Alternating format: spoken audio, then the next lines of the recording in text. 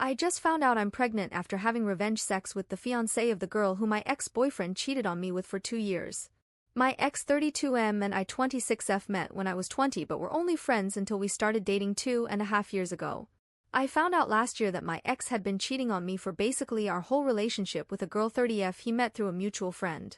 I broke things off after I found out and told the girl's fiancé 35M about their affair. He ended up breaking off their engagement after he found out, and she seemed nonchalant about it until she realized that my ex's money wasn't actually his. My grandma left me a lot after she passed back in 2019, and my ex had been flaunting around the things I'd gifted him throughout our relationship to her, even going as far as to claim that the house and antique car my grandpa left for me and his will were my ex's. It's not something I'm proud of now that I think back to it, but I did allow my ex to walk all over me for the first month or two after I broke things off because I missed him so much. I gave him money and tried to make things work but would always get reprimanded by my parents and friends when I'd run to them crying after he ghosted me for her.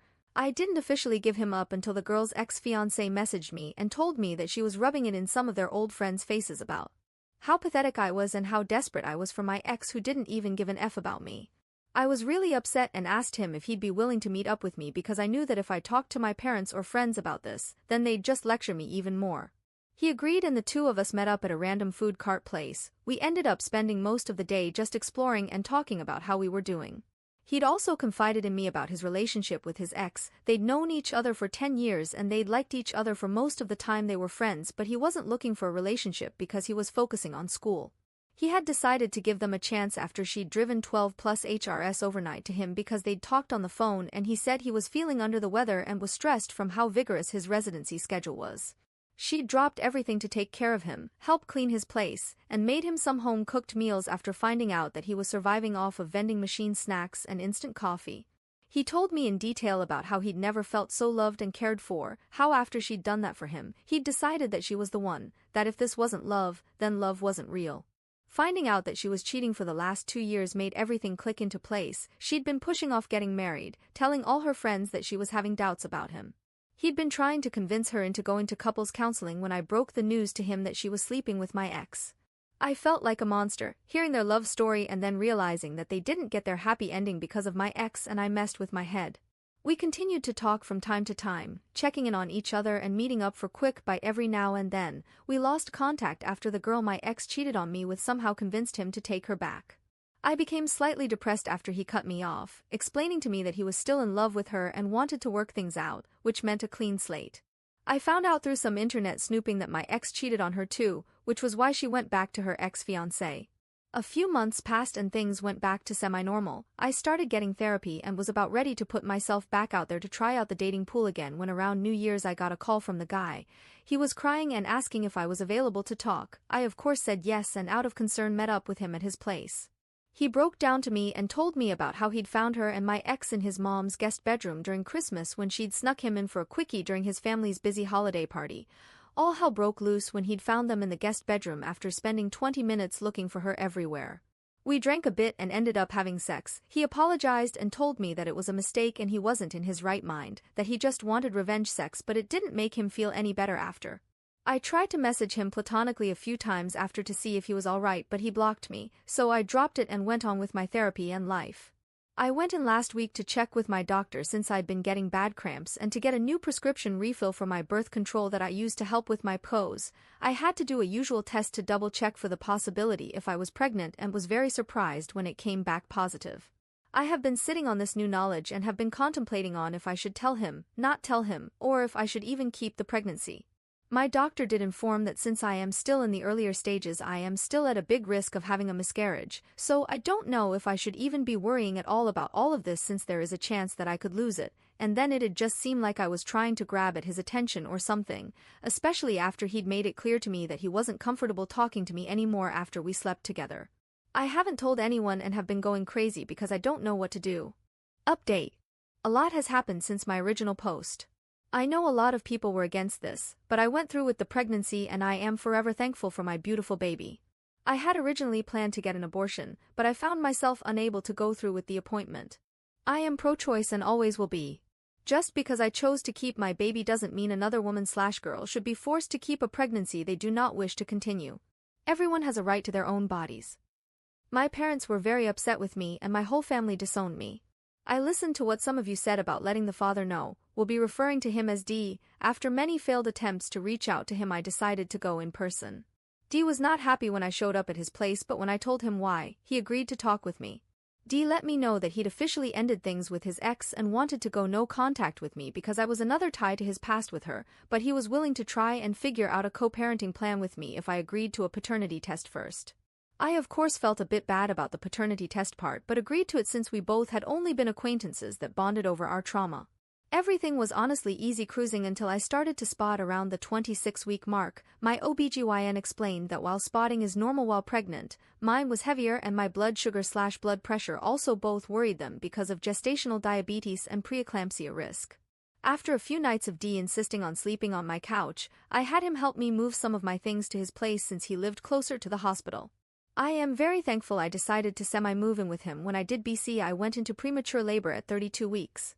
I am very thankful to have had D and his family as my support system. His mom would come and switch out with him at the hospital and advocated for me whenever I felt washed out or unheard. She helped me both emotionally and physically and stood by me. D's mom also helped me work through my emotions when all I wanted was my mom. She and my dad had gone no contact with me after I decided to keep and have my baby. Dee's mom was an absolute godsend also because she's a retired nurse. She started in OB, went to NICU and eventually later settled into lactation before retiring, and explained things to me when we found out that my baby had respiratory problems and had SUA, single umbilical artery, and that it could have been a factor into why I went into premature labor. She stayed with Dee and I so she could help me with pumping since I wasn't able to produce milk and encouraged me when I felt like such a failure for not being able to take care of my son when he needed me most. She drove me to and from the hospital while my son was in the NICU because I was healing and so mentally/physically exhausted. I really and truly believe that I didn't fall into deep postpartum depression because she held me and helped me with each step and was always so patient with me, even when I wasn't with myself. Dee's mom would constantly remind me that nothing was our fault and no one did anything wrong, it just that everyone is faced with hardships in life and this was one we'd work together to get through. My son graduated from the NICU and came home a month after I did. Dee's mom visited us often and helped with him since Dee and I are first-time parents. Dee's dad joked that he felt like she and I had the baby together and he and Dee were both just background characters that make guest star appearances every now and then since Dee was working so much in order to build more PTO and his mom wouldn't bring his dad along when she'd come visit since she didn't want him to disturb me and the baby with his loudness. Dee's dad is hard of hearing and can sometimes be unaware of his volume so he took no offense to it. Dee's siblings and family members posted a lot about our son because he was the first grandchild and first baby in a long time. Dee's youngest cousin is 17, turning 18 this year. Somehow someone must have shared a photo or something, but pictures of us reached my family and my parents demanded I let them meet my son.